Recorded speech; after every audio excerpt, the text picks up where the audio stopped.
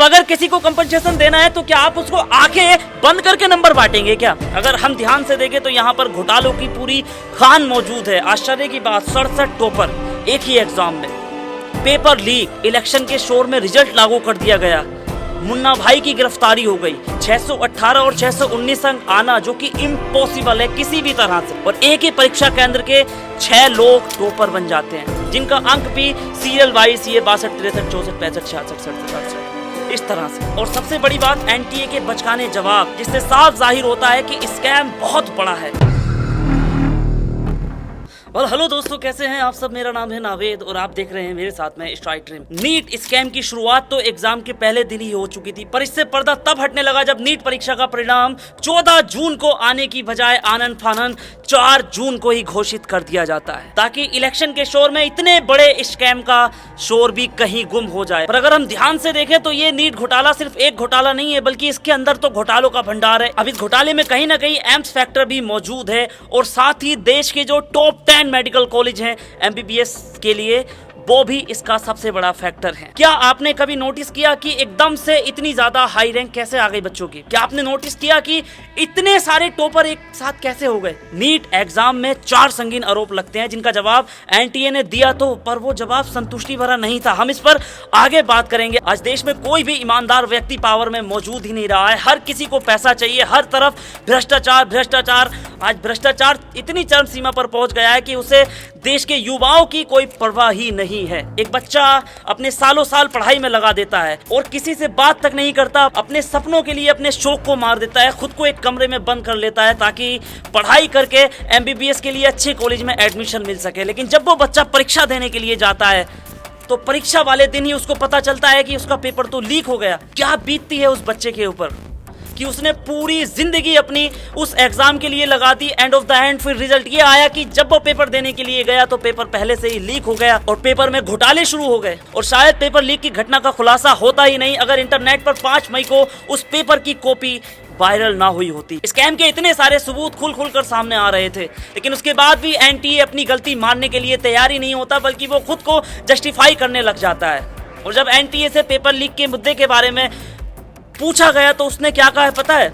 उसने बड़ा साधारण सा जवाब दिया कि साहब, राजस्थान के सवाई माधोपुर में मान टाउन के एक परीक्षा केंद्र में नीट की परीक्षा के दौरान गड़बड़ी हो गई थी और इस घटना में नीट का पेपर परीक्षा केंद्र से बाहर लाया गया और तभी ये कॉपी वायरल हो गई। है ना मजाक वाली बात? और बकायदा इस बात को सच बनाने के लिए उन लोगों ने 120 छात्रों का 5 मई को दोबारा से पेपर भी आयोजित किया और उन लोगों का दोबारा से पेपर भी दिलवाया गया। अगर हम ध्यान से देखें तो हर जगह घोटालों के सबूत मौजूद हैं। अब इसमें मुन्ना भाई एंगल भी मौजूद है। मुन्ना भाई कौन होते हैं? मुन्ना भाई ये होते हैं कि आपकी जगह पर कोई और पेपर देने के लिए जाता है। एक तो पेपर लीक, ऊपर से आपकी जगह पर कोई और पेपर देने के लिए जा रहा है। ऐसे ही 5 मई को भारतीय विद्या भवन मेहता विद्यालय से नीट की परीक्षा के दौरान 2 प्रॉक्सी छात्र सुमित मंडेलिया और कृष्ण केशरवानी को आनन फानन पुलिस गिरफ्तार कर लेती है और फिर पेपर खत्म होने के बाद शुरू होता है झोलझाल। आप अंदाजा लगाइए कि बच्चों के भविष्य के साथ में किस तरह से खिलवाड़ किया जा रहा है। अगर मैं कहूं कि ये पूरा का पूरा स्कैम एम्स कॉलेज के लिए हुआ है या फिर देश के उन टॉप 10 कॉलेज के लिए हुआ है जिसमें एमबीबीएस सीट के लिए महामारी रहती है, तो ये बात गलत नहीं होगी। अब जरा खुद सोचिएगा कि 67 बच्चों के पूरे 720 में से 720 नंबर आ जाते हैं।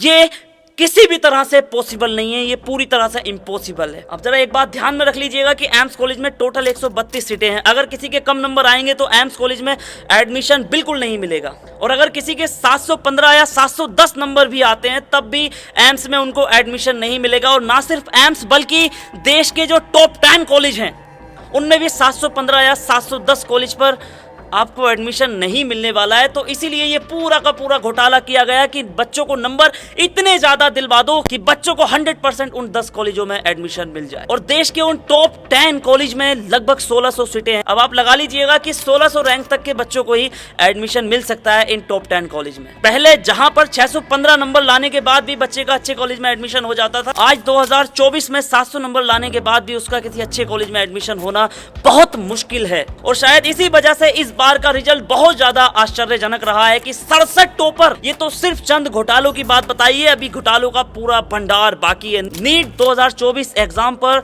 4 संगीन आरोप लगते हैं, लेकिन एनटीए फिर भी अपने आप को साफ सुथरा दिखाने की कोशिश में लगा हुआ है और अपने बचाव में तरह तरह की बातें कर रहा है जो कि बचकानी सी साबित हो रही है। आपको पता है पूरे देश में लगभग 695 मेडिकल कॉलेज हैं जो मेडिकल पाठ्यक्रम के लिए 1,06,333 सीटें प्रदान करते हैं, जिसमें से MBBS के लिए टोटल सीटें हैं 91,927 और बाकी BDS के लिए हैं 26,949 सीटें। इनमें से लगभग 55,648 सीटें जो हैं वो गवर्नमेंट हैं, जिसमें BDS और MBBS दोनों मौजूद हैं, और 50,685 सीटें निजी कॉलेजों के लिए जो कि प्राइवेट कॉलेज है, जो कि करोड़ों करोड़ों रुपए लेकर के MBBS कराते हैं। और 2024 में परीक्षा देने वाले छात्र कितने हैं? लगभग 24 लाख बच्चों ने इस बार 2024 में परीक्षा दी थी।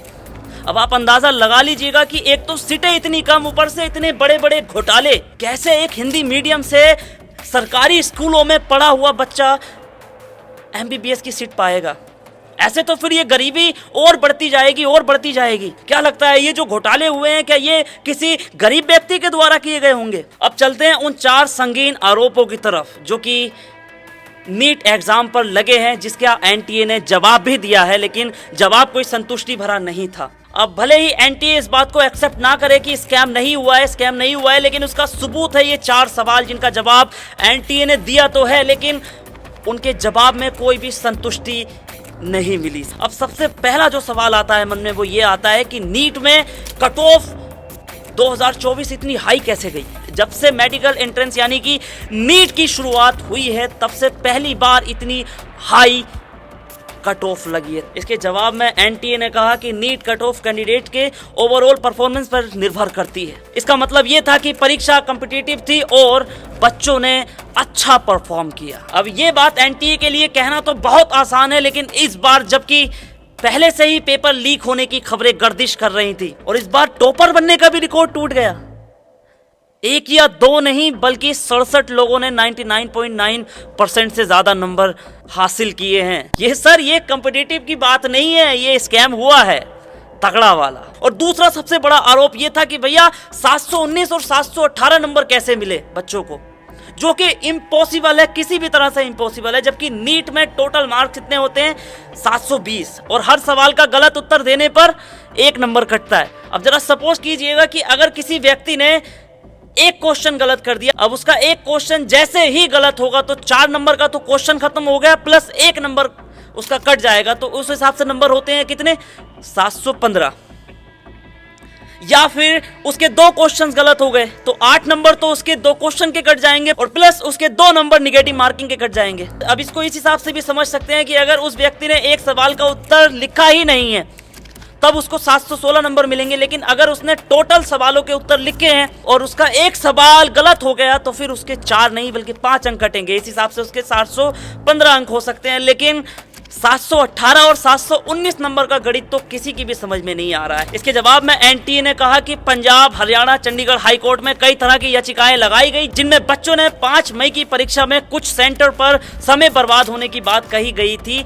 NTA ने CCTV की फुटेज देखकर उन बच्चों को कंपनसेशन के तौर पर अंक बढ़ाकर दे दिए। सर ये बात कुछ हजम हो रही है आपको? किन बच्चों का कंपनसेशन हुआ? 719, 718 वाले बच्चे टॉपर हैं। टॉपर बच्चों को ही कंपनसेशन दिया गया है। अब अगर किसी को कंपनसेशन देना है तो क्या आप उसको आंखें बंद करके नंबर बांटेंगे क्या कि ठीक है भैया इसको इस हिसाब से दे दो कंपनसेशन? आप क्वेश्चन वाइज भी तो उसको कंपनसेशन दे सकते थे अगर देना ही था तो। देश का सबसे बड़ा एग्जाम और उसमें आंखें बंद कर करके नंबर बांटे जा रहे हैं। ये तो देखो UPSC के बाद में नीट सबसे बड़ा एग्जाम माना जाता है। तीसरा सबसे बड़ा जो सवाल उठता है वो ये उठता है कि एक ही सेंटर के 6 टॉपर कैसे बन गए। नीट टॉपर लिस्ट की PDF में जब हमने देखा तो 6 कैंडिडेटों का रोल नंबर सीरीज वाइज लिखा हुआ था, यानी उनका नीट एग्जाम सेंटर भी एक ही था। इनमें से 4 को टोटल 720 नंबर मिले हैं और एक को 719, एक को 718 नंबर मिले हैं।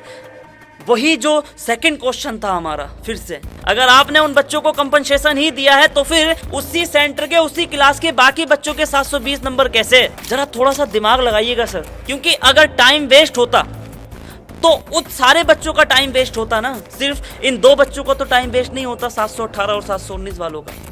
जरा एक बार दिमाग लगाइएगा। तो कहीं ना कहीं उस सेंटर में गड़बड़ी तो हुई है। और ऐसा ही एक मामला पटवारी के एग्जाम में हुआ था मध्य प्रदेश में, जहां पर एक ही सेंटर के सारे बच्चे टॉपर थे। सेम वही चीज आज यहाँ पर भी दोहराई गई है। अच्छा, एक बात और समझ लीजिएगा कि ये जो 67 टॉपर है ना, हर तरह की ट्रेजेडी इन्हीं के साथ में हुई है, कंपनसेशन भी इन्हीं को मिला है, तो सवालों के ऑप्शन करने को भी इन्हीं को मिले हैं। अब चौथा सवाल है जो कि पेपर लीक 2024 का केस है। परीक्षा के दिन पेपर लीक होने की खबरें आना शुरू हो जाती हैं और बिहार समेत अन्य जितने भी राज्य होते हैं वहां पर पुलिस जांच शुरू कर देती है और जांच जारी रहती है, लेकिन एनटीए ने इन सारे आरोपों को भी खारिज कर दिया। अब नेशनल टेस्टिंग एजेंसी यानी कि एनटीए ने कहा कि गड़बड़ी करने वाले छात्रों के खिलाफ हमने केस तो दर्ज करा दिया है। एक तरफ तो एनटीए कह रहा है कि पेपर लीक नहीं हुआ है और दूसरी तरफ पुलिस की टीमें जांच करने में लगी हुई हैं कि भैया पेपर लीक हो चुका है और पुलिस ने कई जगहों पर एफआईआर भी दर्ज की है। अब ये मामला कोर्ट में चल रहा है, देखते हैं कि कहां तक बात आगे जाती है। दोस्तों, बच्चों का भविष्य इसी तरह से खराब किया जा रहा है। क्या आपको लगता है कि उन बच्चों को इंसाफ मिल पाएगा जिन बच्चों के साथ में इस तरह की ट्रेजेडी हुई है?